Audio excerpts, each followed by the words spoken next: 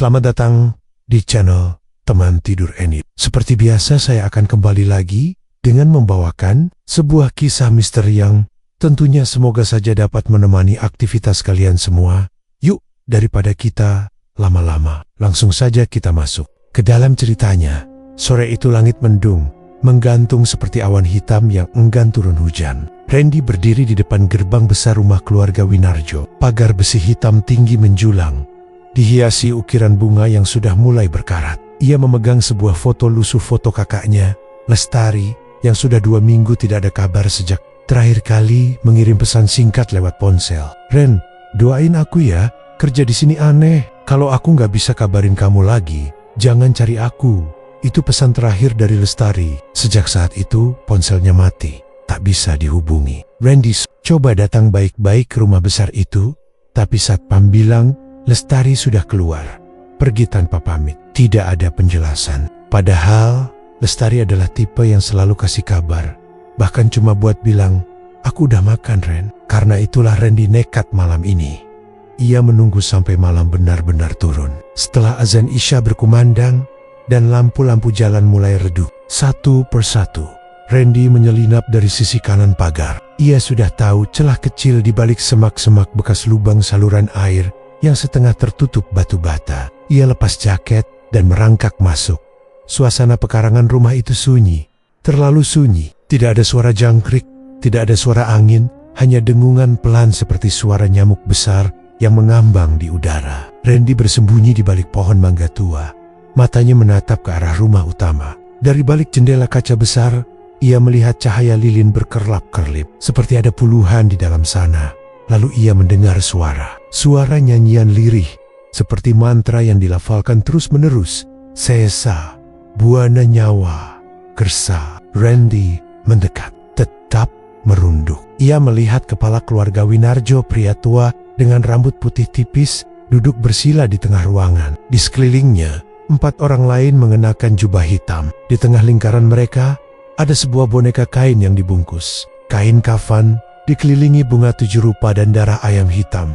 Jantung Randy berdegup kencang, napasnya terengah.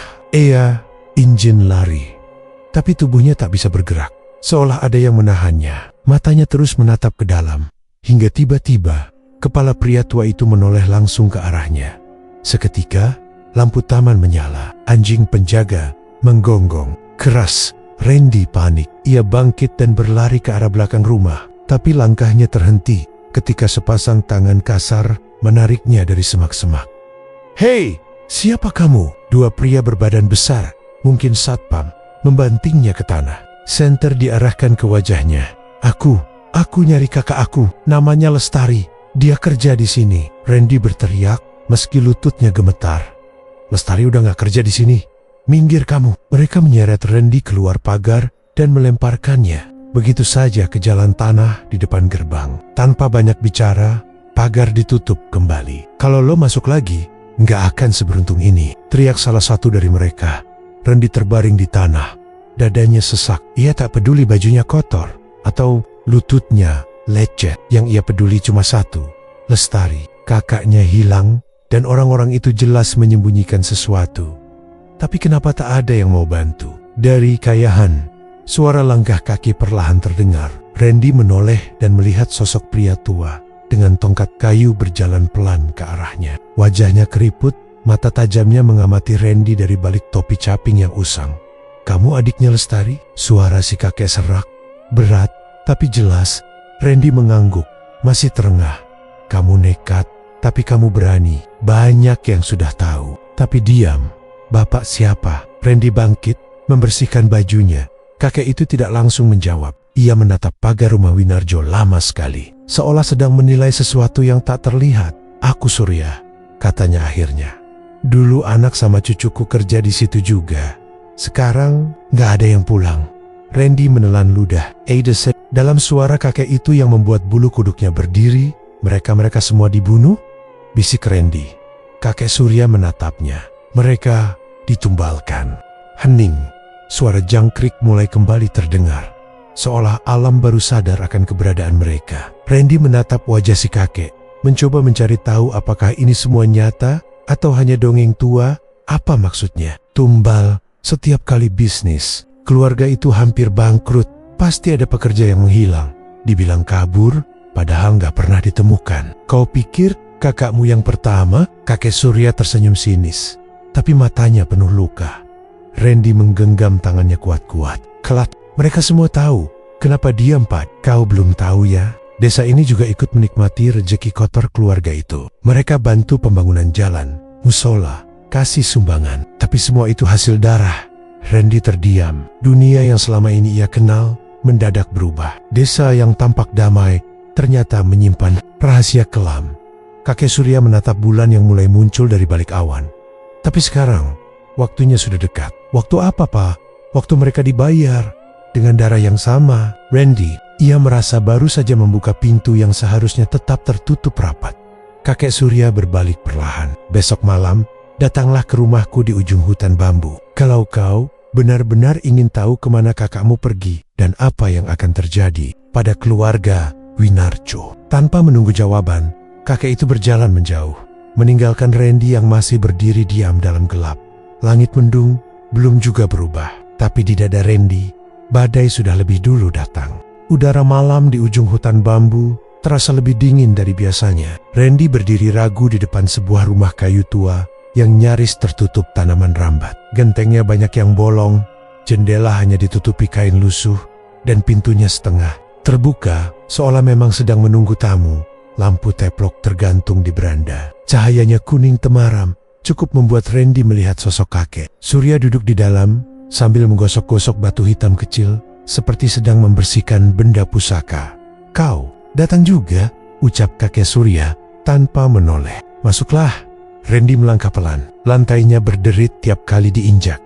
Aroma kayu tua bercampur asap kemenyan menyambutnya. Di sudut ruangan ada rak tua penuh kertas-kertas, foto, dan botol kaca kecil berisi cairan yang tak dikenali. Duduk, kata Surya, menunjuk bangku kayu di depannya. Sebelum kau tanya apa-apa, lihat ini dulu. Ia meraih sebuah kotak kayu dari bawah meja, terkunci dengan tali tambang usang yang sudah berubah warna. Kakek itu membuka kotaknya perlahan. Isinya selembar baju anak-anak, sebuah topi kebun, dan seuntai kalung manik-manik yang masih ada bercak merah mengering. Ini milik cucuku, namanya Bagas. Umurnya baru 7 tahun waktu itu. Senyumnya kayak matahari pagi. Dia suka bantuin ayahnya, anakku, bersihin taman rumah Winarjo. Suara Surya gemetar. Mereka kerja siang malam jerang pulang. Tapi waktu pulangnya cuma baju ini. Randy menatap baju kecil itu. Ada bekas gosong di ujung lengannya, seperti terbakar. Ayahnya, Seno, juga nggak balik. Lanjut Surya. Cuma kalung. Ini yang dikirim, katanya. Ketemu di semak belakang. Polisi bilang mereka kabur. Mungkin kecelakaan. Tapi aku tahu, mereka dijadikan tumbal. Kayak kakakmu. Randy merasakan sesak di dadanya. Luka yang dialami orang tua itu bukan luka biasa itu. Luka yang terus membusuk karena tak pernah diberi keadilan. Kenapa nggak ada yang bantu, Pak? Kenapa desa ini diam aja? Tanya Randy pelan. Karena semua orang takut. Keluarga Winarjo itu ibarat raja. Mereka punya uang, punya pengaruh. Polisi sudah dibayar. Lurah diam. Orang sini cuma bisa pura-pura buta. Kakek Surya berdiri dan mengambil selembar kertas kuning dari laci. Isinya tulisan tangan kuno, penuh simbol dan garis. Melingkar. Aku nggak bisa ngelawan mereka dengan tangan kosong, Ren. Tapi aku punya ini. Apa itu? Ritual pemanggilan arwah. Nggak sembarangan orang bisa. Tapi darah keluarga yang terbunuh bisa jadi penghubung. Ia menatap dalam ke arah Randy. Kau bawa sesuatu milik Lestari? Randy mengangguk. Dari kantong celananya, ia mengeluarkan gelang anyaman yang sempat ia temukan di kamar Lestari sebelum pergi. Ada 3 manik-manik merah yang agak pudar warnanya. Kakek Surya mengambilnya dengan hati-hati, lalu meletakkannya di atas kertas kuning itu. Ia menutup mata, mulutnya berkomat kamit. Suara gumamannya pelan, tapi semakin lama semakin berat. Seperti ada beban yang ikut keluar dari tenggorokannya. Tiba-tiba, api dari lampu teplok berkedip-kedip tak wajar. Randy menegang, suara angin masuk dari celah-celah papan dinding, membawa serta bisikan samar yang membuat bulu kuduk berdiri. Dengar, baik-baik Ren, kata Surya membuka mata. Arwah mereka belum tenang. Mereka nggak bisa pergi karena nyawanya dikurung dalam perjanjian. Tapi mereka bisa dipanggil kalau kau punya ikatan darah atau cinta yang kuat. Kau yakin mau lanjut? Tanya Surya tajam. Kau bisa terbawa, bisa hilang. Tapi kalau kau berhenti sekarang, kau nggak akan pernah tahu kebenaran. Randy mengangguk perlahan. Saya mau, Pak. Saya harus tahu apa yang terjadi sama Lestari. Surya mengambil 2 cawan tanah liat kecil dari bawah rak. Di dalamnya, ia tuangkan cairan hitam dari botol kaca. Lalu ia letakkan sehelai rambut dari baju Bagas dan manik gelang milik Lestari. Ia bakar ujungnya dan asap tipis keluar, berbau, tajam dan menyengat. Ayo ikut ke belakang, kata Surya. Ia membawa Randy ke pekarangan kecil di belakang rumah. Di sana, tanah digali membentuk lingkaran. Di tengahnya, ada batu nisan tanpa nama. Ini tempatku simpan semua yang dikembalikan oleh rumah sialan itu. Aku gak bisa kubur jasad mereka, karena jasadnya gak pernah utuh. Tapi aku kubur kenangan mereka di sini. Tempat ini jadi perantara. Ia mulai menabur bunga kering, lalu menancapkan 3 lidi di tengah lingkaran tanah. Bantu aku bacakan ini, katanya sambil menyodorkan secari kertas ke Randy. Ritual dimulai. Mereka duduk bersila, mata tercutap. Udara di sekitar perlahan berubah. Rasa dingin menusuk, tapi bukan dingin biasa. Ini seperti dingin dari dalam tubuh sendiri, membuat jari-jari kaku. Napas berat, dan dada seperti ditekan sesuatu. Tiba-tiba terdengar suara tangisan. Pelan, lalu makin keras. Tangisan anak kecil. Randy membuka mata. Di ujung pekarangan, ada sosok kecil berdiri. Wajahnya samar, tapi matanya merah menyala. Ia menunjuk ke arah rumah besar yang terlihat dari celah-celah hutan. Bagas, gumam Surya. Sosok kecil itu perlahan menghilang, tapi tangisnya tetap terdengar sampai malam larut. Randy terpaku, bukan karena takut, tapi karena yakin arwah itu masih terikat. Dan selama itu belum selesai, dendam belum akan padam. Malam itu, langit cerah, tak ada awan, tak ada tanda-tanda hujan. Rumah keluarga Winarjo terlihat tenang dari luar. Lampu-lampunya menyala terang seperti biasa. Tapi di kamar lantai 2, suasana sangat berbeda. Arga, anak bungsu dari juragan Winarjo, duduk di depan komputer sambil memainkan game. Headset terpasang di telinga, jari-jarinya menari cepat di atas keyboard. Tapi malam itu, entah kenapa, pikirannya tidak bisa fokus. Sudah 3 hari ini, ia merasa tidak nyaman. Suara aneh sering terdengar dari kamar mandi. Kadang seperti bisikan, kadang seperti tangisan pelan. Tapi setiap kali ia periksa, tidak ada siapa-siapa. Semalam, saat sedang hendak tidur, Arga mendengar suara ketukan dari lemari. 3 kali, tok, tok, tok, pelan tapi jelas. Saat dibuka, lemari kosong. Tapi ada sesuatu yang jatuh dari rak atas sebuah boneka kecil, kotor, matanya hanya 1, dan badannya dipenuhi bercak merah, seperti darah kering. Ea buang boneka itu ke tempat sampah malam itu juga. Tapi kini, saat ia memutar kepalanya dari layar monitor ke arah kasur, boneka itu ada di sana, terletak manis di atas bantalnya. Arga melompat dari kursi, jantungnya berdetak tak karuan. Ia menatap boneka itu dengan mulut kering, tak berani mendekat. Perlahan, ia mundur, lalu keluar dari kamar dan berjalan cepat ke bawah.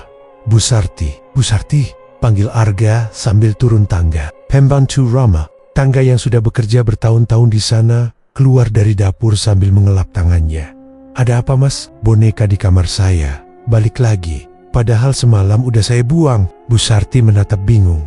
Boneka yang mana, Mas? Yang kota itu, yang ada darahnya. Bu Sarti menelan ludah.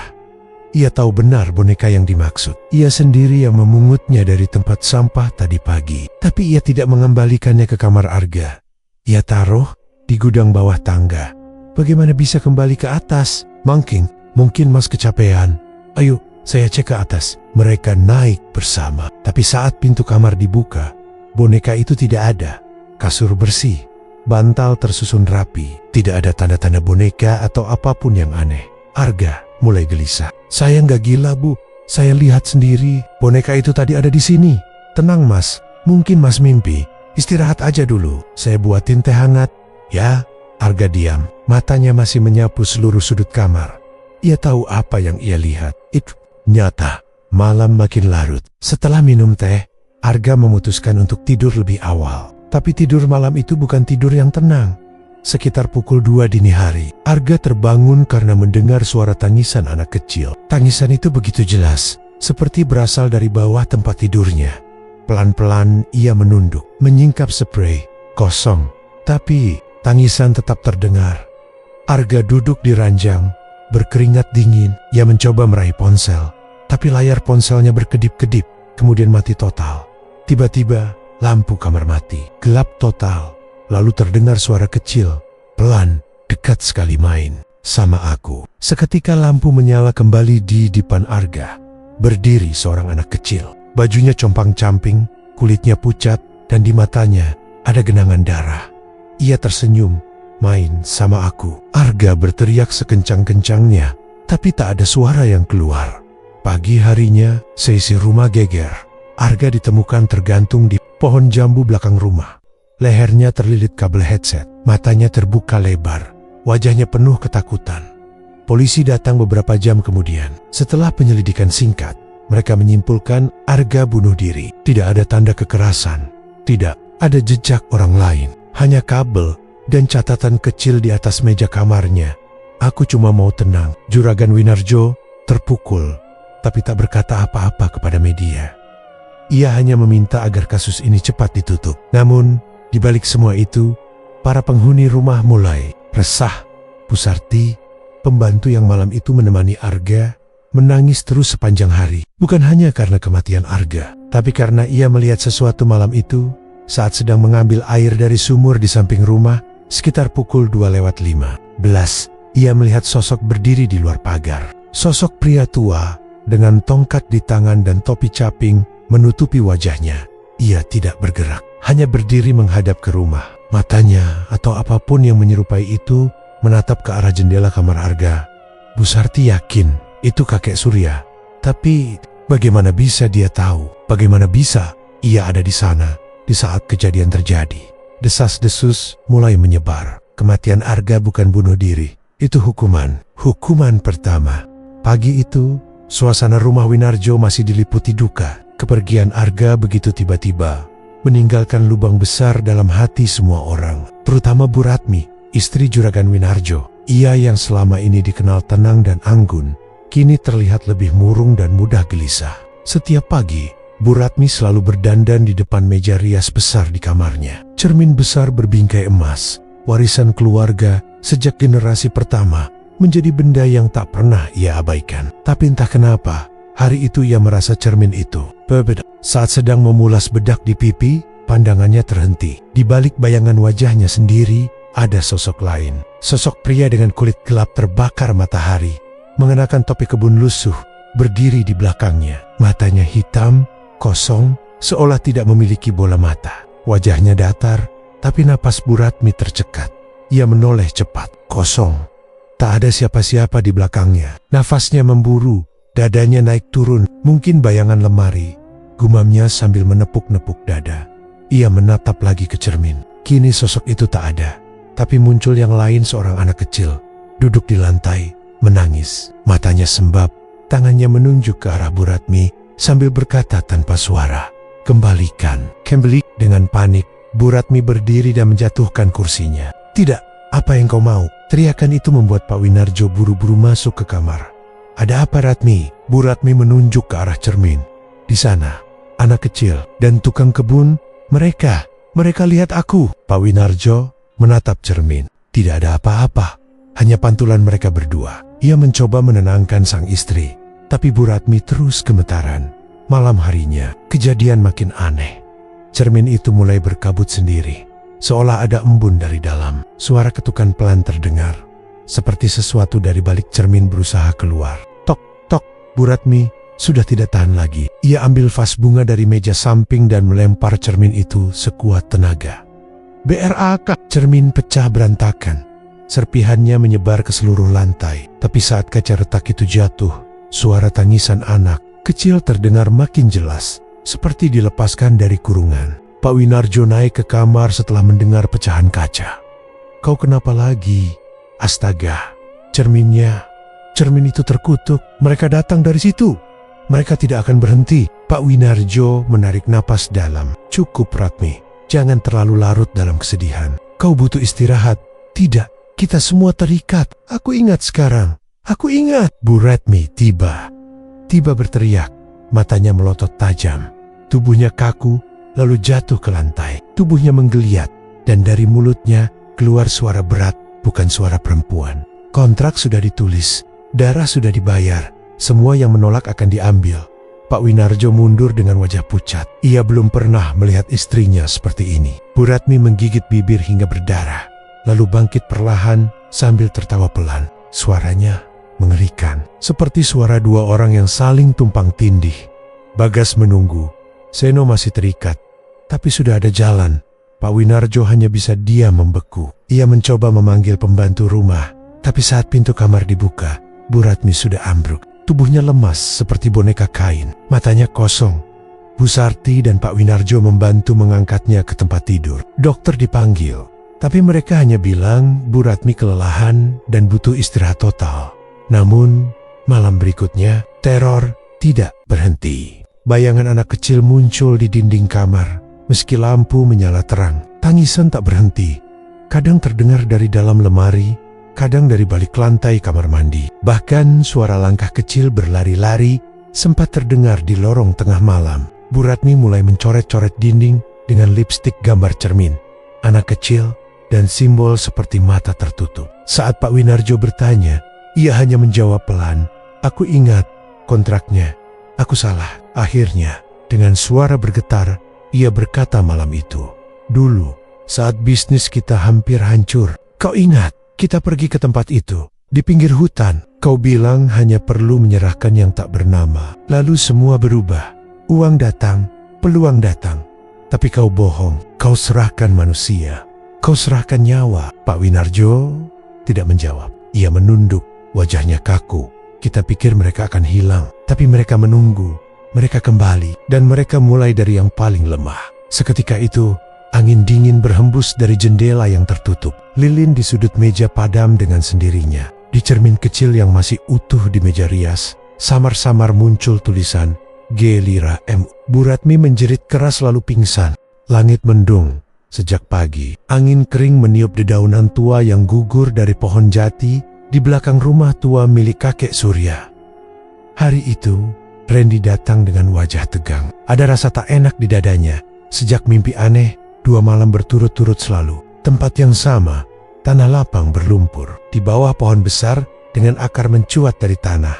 Mimpi itu bukan cuma bunga tidur. "Andy," kata Randy sambil menatap kakek tua yang duduk di balik bambu, menggenggam rokok kretek yang sudah setengah terbakar. Kakek Surya mengangguk pelan. Itu panggilan. Arwah yang belum tenang, mereka ingin ditemukan. Randy menelan ludah. Ia sudah siap mental, meski jantungnya berdebar sejak pagi. Mereka tahu, sudah waktunya membuka kebenaran lama yang dikubur dalam-dalam secara harfiah. Setelah matahari condong ke barat, mereka berjalan menyusuri jalan setapak ke sebuah lahan kosong di balik pagar rumah keluarga. Winarjo yang dulu digunakan untuk gudang dan kandang tua, sekarang tempat itu dipenuhi ilalang, semak liar, dan sepi tak terurus. Disinilah dulu mereka dikuburkan, gumam kakek Surya. Matanya menatap tanah keras di bawah pohon beringin kecil.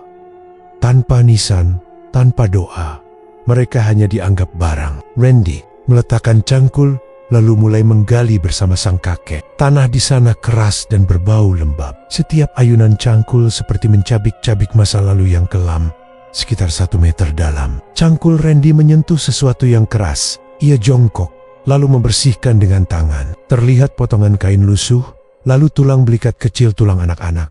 Randy mundur, menahan mual. Tapi kakek Surya tetap tenang. Tangannya bergetar saat ia menarik keluar benda lainnya. Terkubur bersama kalung manik-manik milik cucunya, serpihan boneka, dan sebuah kendi tanah liat berisi jimat yang dilumuri darah kering. Kakek Surya menangis pelan, tapi bukan tangisan sedih semata. Ada amarah yang mendidih bersama air matanya. "Ini, Dira," ucapnya pelan. "Cucuku yang paling ceria, yang selalu nyanyi lagu dolanan waktu sore." Randy menunduk dalam diam. Ia tahu saat ini bukan saatnya bicara. Tapi ketika mereka menggali lebih lebar, mereka menemukan lebih dari 1 jasad. Ada 2 tengkorak lain, dengan pakaian berbeda dan benda-benda kecil yang menempel di sekitar. Tubuhnya, sabit kecil, piring logam berwarna emas, serta boneka jerami dengan kain merah terikat di lehernya. Mereka semua tumbal, kata kakek Surya, untuk kekayaan, untuk jabatan. Semua dibayar dengan nyawa orang kecil. Tiba-tiba, angin bertiup kencang dari arah timur. Daun-daun beterbangan dan udara menjadi jauh lebih dingin dari sebelumnya. Burung-burung di pohon terbang menjauh dan suara jangkrik mendadak berhenti. Tanah di sekitar lubang galian mulai bergetar pelan. "Randy, bantu aku ambilkan kendi itu," kata kakek Surya cepat. "Kita harus netralisir tempat ini dulu." Sebelum mereka bangkit tanpa kendali, Randy mengangguk dan mengambil kendi tanah liat. Kakek Surya membuka tas kain yang ia bawa isinya berisi kemenyan, bunga 7 rupa, dan seutas tali hitam berbau menyengat. Ia menaburkan bunga di sekitar lubang, lalu membakar kemenyan sambil melafalkan doa dalam bahasa Jawa kuno. Suara angin bergemuruh makin kencang. Dari balik semak-semak, terdengar suara berbisik tidak jelas, tapi penuh duka. "Tolong, temukan aku. Aku kedinginan. Aku masih di sini." Randy menggigil. Suara-suara itu datang dari segala arah, seolah diputar dari dalam tanah.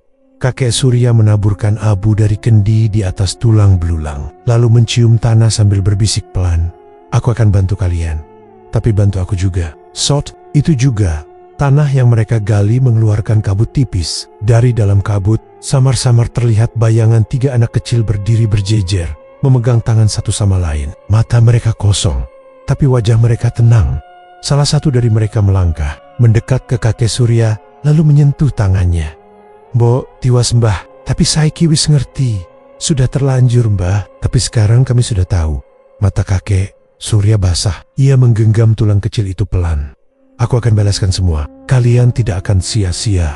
Setelah semua benda dikumpulkan, mereka menutup kembali lubang itu. Tapi tulang-tulang dan kendi dibawa pulang oleh kakek Surya, bukan untuk disimpan, tapi untuk dijadikan bagian dari jembatan komunikasi. Di rumah, ia menyiapkan altar sederhana dari batu bata dan papan kayu. Di atasnya diletakkan tulang-tulang yang dibungkus kain putih. Kendi tanah liat dan lilin merah menyala di kedua sisi. Dengan suara rendah, ia bicara di depan altar. "Dira, Eman, Suci, bantu aku. Kalian yang tahu rasa sakitnya, bantu aku." Menyampaikan pada mereka, biarkan yang bersalah merasakannya juga. Sejak malam itu, sesuatu berubah di rumah besar keluarga Winarjo.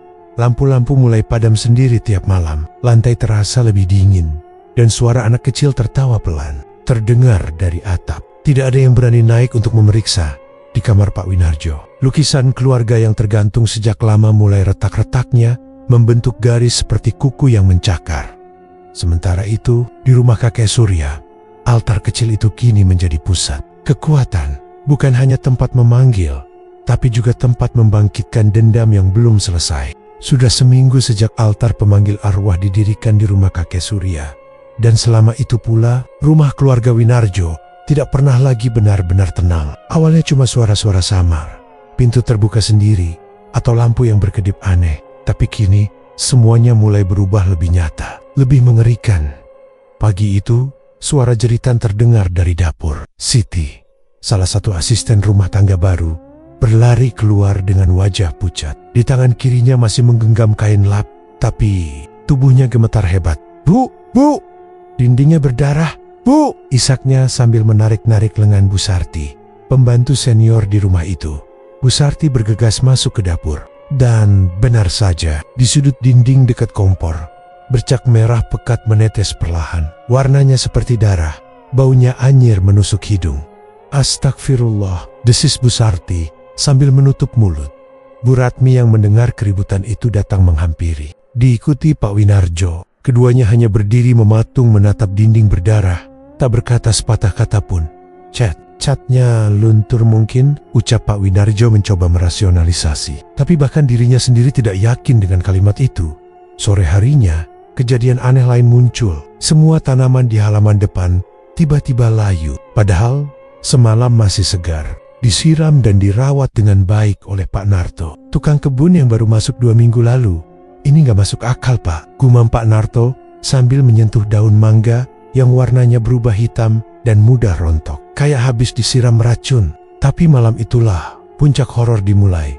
Hujan turun deras, petir menyambar berkali-kali. Di ruang tengah, Bu Sarti sedang melipat pakaian saat mendengar suara langkah cepat di lorong. Saat ia tengok, tidak ada siapa-siapa. Tapi tiba-tiba lampu padam dan suara ketukan dari balik dinding terdengar lirih. Tok, tok, tok. Suara itu semakin keras. Bu Sarti berdiri, menggenggam lipatan baju erat-erat. Siapa itu? Jangan main-main. Tidak ada jawaban. Hanya suara ketukan yang makin dekat. Dan kemudian suara rintihan anak kecil. Sakit, panas, tolong. Darah tiba-tiba mengucur dari celah ubin di lantai. Bu Sarti berteriak histeris. Ia lari ke arah tangga, tapi terpeleset oleh genangan merah kental di anak tangga pertama. Tubuhnya jatuh keras dan kepala terbentur sudut meja kecil. Jeritannya menghilang. Tubuhnya tergeletak diam dengan mata terbuka. Sementara itu, Pak Narto yang malam itu tidur di kamar kecil dekat gudang, mendengar suara garukan dari dalam dinding kamarnya. Awalnya ia diam, berpikir itu tikus. Tapi suara itu makin jelas. Seperti kuku menyeret dinding kayu. Saat ia menyalakan senter, tak ada apa-apa. Tapi ketika ia menghadap ke jendela, ia melihat sesuatu berdiri di luar kaca. Seorang anak kecil tanpa mata, hanya lubang hitam menganga. Pak Narto menjerit, tapi belum sempat keluar dari kamar. Seluruh lampu padam. Udara menjadi dingin seperti es. Ketika lampu kembali menyala 10 menit kemudian, ia ditemukan oleh penghuni rumah lain sudah tidak bernyawa. Tubuhnya kaku dengan wajah membiru seperti dicekik sesuatu. Keesokan paginya, berita kematian 2 pekerja rumah tangga menyebar keluar pagar. Warga desa mulai resah. 2 orang mati di hari yang sama, di rumah yang sama, itu bukan kebetulan. Beberapa warga berkumpul di balai desa. Mereka bicara dalam bisik-bisik, membahas kutukan dan kejadian-kejadian ganjil yang selama ini mereka dengar, tapi tak pernah mereka berani ungkap. Dulu juga Art yang kerja di sana sering hilang begitu saja, kata seorang bapak tua. Aku dengar anak kecil mereka dulu juga mati gantung diri, tapi semua ditutup-tutupi, sambung yang lain. Sore itu juga, beberapa warga mencoba mendatangi rumah keluarga Winarjo. Mereka ingin menanyakan langsung tentang kematian para pekerja, ingin tahu apa sebenarnya yang terjadi. Tapi di gerbang mereka dihadang 2 pria berbadan besar orang suruhan keluarga Winarjo. Urusan dalam rumah ini bukan urusan kalian, kata salah satunya dengan suara keras. Kami cuma mau tahu kenapa semua orang yang kerja di sini malah mati. Jangan tutup-tutupi. Pulang, Pak. Ini peringatan. Warga dipaksa mundur. Tapi suasana makin tegang. Mereka pulang dengan amarah dan kecurigaan. Di dalam rumah, suasana makin dingin dan mencekam. Suara-suara dari balik dinding makin sering. Tuding, malam-malam diisi dengan tangisan, suara tawa cekikikan, dan benda-benda bergerak sendiri. Bu Ratmi mulai kehilangan kendali. Ia bicara sendiri di depan cermin pecah. Kadang tertawa keras, kadang menangis seolah memohon ampun. Pak Winarjo tak banyak bicara. Ia hanya mengurung diri di ruang kerjanya, mencoba membaca buku-buku tua tentang penangkal roh, tapi semuanya sia-sia. Kakek Surya tahu, ini baru awal dari balasan. Jiwa-jiwa yang dulunya dibuang dan dibunuh tanpa nama kini menuntut ganti. Dan rumah itu, rumah besar yang dibangun dari darah orang lain, kini mulai menumpahkan darahnya sendiri. Malam itu, rumah keluarga Winarjo terasa lebih sunyi dari biasanya.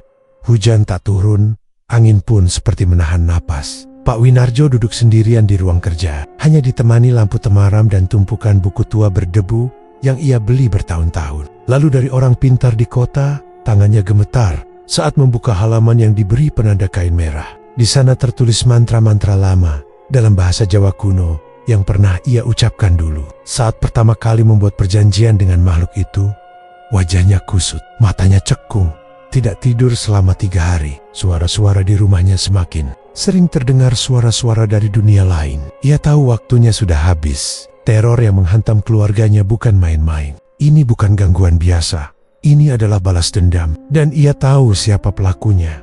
Bu Ratmi sudah tidak bisa diajak bicara. Sejak kesurupan 2 hari lalu, tubuhnya hanya duduk di kursi. Mata melotot, bibir komat kamit seperti merapal doa yang tak taik. Beberapa kali ia menyebut nama Surya, lalu tertawa terbahak sebelum menangis terseduh-seduh.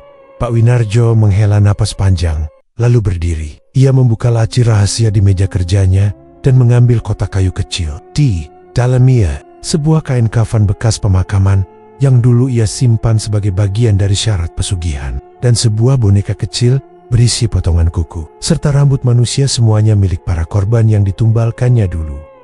Waktu itu, ia tak pernah merasa bersalah. Perusahaannya hampir bangkrut, dan ia merasa semua yang ia lakukan adalah konsekuensi dari pilihan hidup. Orang-orang yang ia tumbalkan hanyalah tukang kebun, pembantu, atau pekerja lepas. Tidak ada yang mencarinya terlalu dalam, tidak ada yang berani tanya.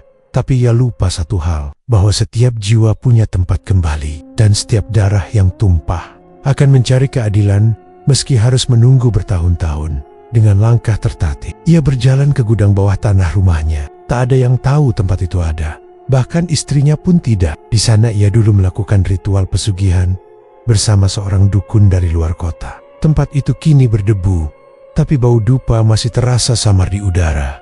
Ia menyalakan lilin, menggambar simbol di lantai dengan darah ayam yang sudah ia siapkan. Lalu ia duduk bersila, mulai membacakan mantra yang sudah ia hafal sejak lama. Lidahnya terasa kaku, tapi ia paksakan terus. Setelah beberapa menit, asap hitam muncul dari sudut ruangan. Bentuknya tak jelas, seperti kabut tapi padat, mengalir pelan ke tengah lingkaran. Suara berat terdengar dari dalam asap. "Kau datang lagi, Winarjo." Pak Winarjo menunduk, berkeringat dingin. Aku ingin membuat perjanjian baru. Rumahku dikutuk, keluargaku dihantui. Mereka ingin membalas. Itu konsekuensimu. Kau sudah diberi kekayaan, kekuasaan, semuanya. Kini saatnya kau membayar. Aku rela menukar apapun, bukan nyawaku, tapi lindungi keluargaku, ucapnya memelas. Asap itu tertawa, panjang dan dalam. Sayangnya, bukan nyawamu yang diinginkan, tapi tubuhmu. Belum sempat Pak Winarjo bertanya, asap itu menyebar dan melingkupi tubuhnya. Matanya melebar, napasnya tercekat, tubuhnya menggigil. Ia merasa dadanya ditekan dari dalam. Sesuatu mencoba masuk, merasuki, mengambil alih. Tubuhnya terlempar ke lantai, bergetar keras, lalu diam. Beberapa menit kemudian, ia bangun. Tapi bukan dengan cara biasa. Gerakannya kaku, wajahnya menegang, matanya kosong. Dan ketika ia membuka mulut, suaranya berubah. Bukan lagi suara pria tua, tapi suara anak kecil. "Kakek, aku kembali." Sementara itu di luar Rama, Randy dan kakek Surya berdiri tak jauh dari gerbang. Kakek Surya menatap ke arah rumah itu dengan tatapan dalam, penuh kemarahan dan luka. Sudah waktunya dia merasakan, gumamnya. Randy yang masih memendam duka atas hilangnya Lestari, hanya diam. Tapi di tangannya, ia menggenggam liontin kecil milik kakaknya yang ditemukan terkubur bersama jasad cucu kakek Surya tempo hari.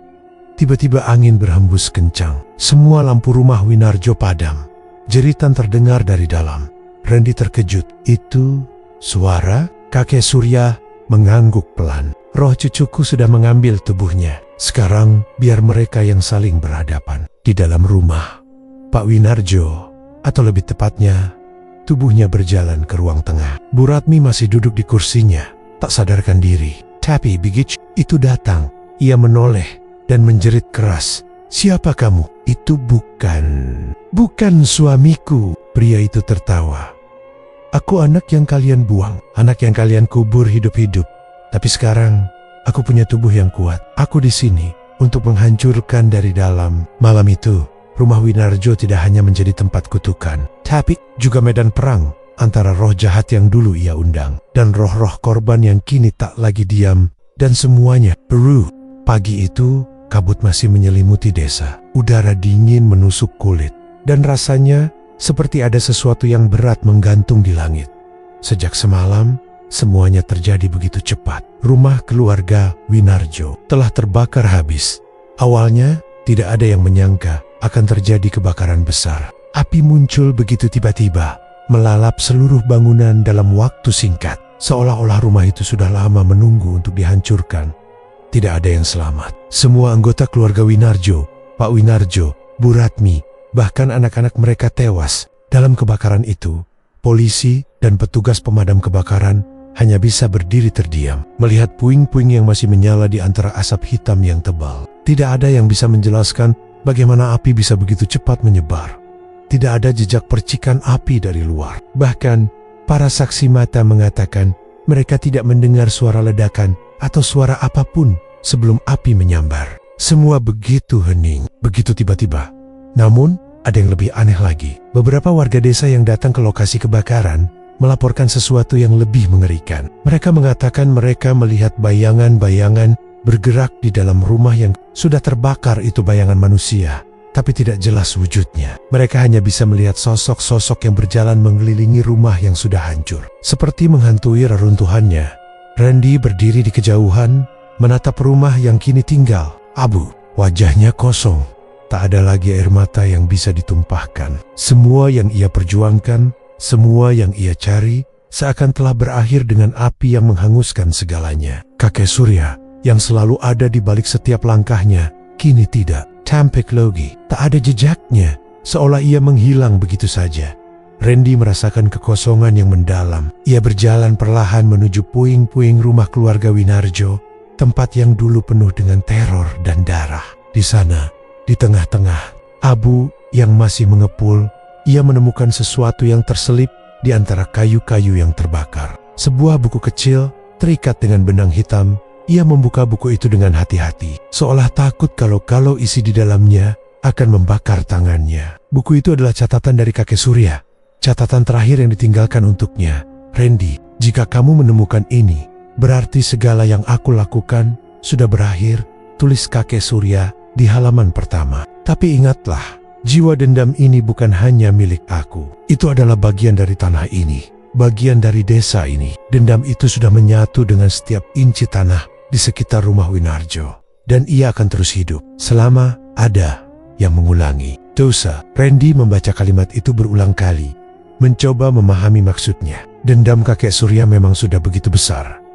Tapi apakah ia benar-benar sudah menyatu dengan tanah desa ini? Apakah segala teror yang mereka alami adalah akibat dari sesuatu yang jauh lebih besar dari sekadar pembalasan? Kakek Surya menulis lebih lanjut, menambahkan, jika kamu membaca ini, berarti kamu sudah tahu apa yang terjadi. Tapi ketahuilah, Randy, bukan hanya keluarga Winarjo yang akan diburu. Setiap orang yang mengulang dosa mereka, setiap orang yang melanggar aturan ini, akan merasakan apa yang telah mereka rasakan. Dendam ini akan terus mencari jalan keluar, mencari pembalasan, sampai habis tak tersisa. Randy terdiam, memandang catatan itu, lalu menatap puing-puing rumah yang masih mengeluarkan asap tipis. Ia merasa tubuhnya menjadi sangat berat. Kakek Surya, ia tak tahu apa yang terjadi dengan lelaki itu. Selama ini, kakek Surya adalah orang yang selalu mengajarkan cara-cara kegelapan untuk membalas dendam. Tapi kini, ia menghilang begitu saja. Tidak ada jejak,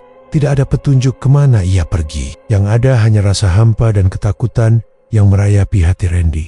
Tapi satu hal yang pasti, kutukan ini belum berakhir. Randy menatap tanah di sekitarnya. Tanah yang kini penuh dengan darah dan air mata. Tanah yang telah menyaksikan banyak peristiwa tragis. Tanah yang menyimpan segala luka dan dendam. Semua itu takkan hilang begitu saja. Dendam itu masih ada di sini, menunggu seseorang untuk menghidupkannya lagi. Dengan hati yang berdebar, Randy mengambil keputusan. Ia tak bisa membiarkan kegelapan ini terus berlanjut, apalagi menimpa generasi berikutnya. Ia harus melakukan sesuatu. Namun, saat ia berbalik untuk pergi, sebuah suara terdengar dari belakangnya. Suara pelan, seperti bisikan angin, tapi jelas terdengar di telinganya. Randy menoleh cepat. Tidak ada siapa-siapa, hanya udara dingin yang menyapu wajahnya. Tapi di tengah kepulan asap yang mulai menghilang, ia melihat sesuatu. Sebuah bayangan, samar, tapi jelas seperti sosok manusia yang berdiri di dekat reruntuhan rumah. Hatinya berdegup kencang. Ia merasa terjebak antara rasa takut dan rasa penasaran yang tak tertahankan. Apa yang baru saja dilihatnya? Siapa itu? Saat ia melangkah maju, bayangan itu perlahan menghilang, seperti ditelan bumi. Randy tak tahu apakah itu hanya halusinasi atau kenyataan. Tapi satu hal yang ia yakini, kutukan ini belum berakhir. Dan kakek Surya mungkin memang sudah pergi. Tapi jiwa dendam yang ia tinggalkan akan terus menghantui siapa saja yang mencoba melupakan dosa Winarjo. Di malam hari, ketika desa terlelap, Randy menatap ke langit. Bintang-bintang seakan saling bersaing untuk bersinar lebih terang. Tapi di dalam hatinya, ia tahu satu hal, kutukan ini akan terus ada. Tanpa henti, tanpa ampun. Jiwa dendam ini tak akan pernah padam, gumam Randy, mengingat kalimat terakhir kakek Surya. Dan dengan itu, Api dendam pun mulai menyala lagi lebih terang, lebih besar, menunggu untuk membakar semua yang pernah terlibat dalam dosa yang tak termaafkan.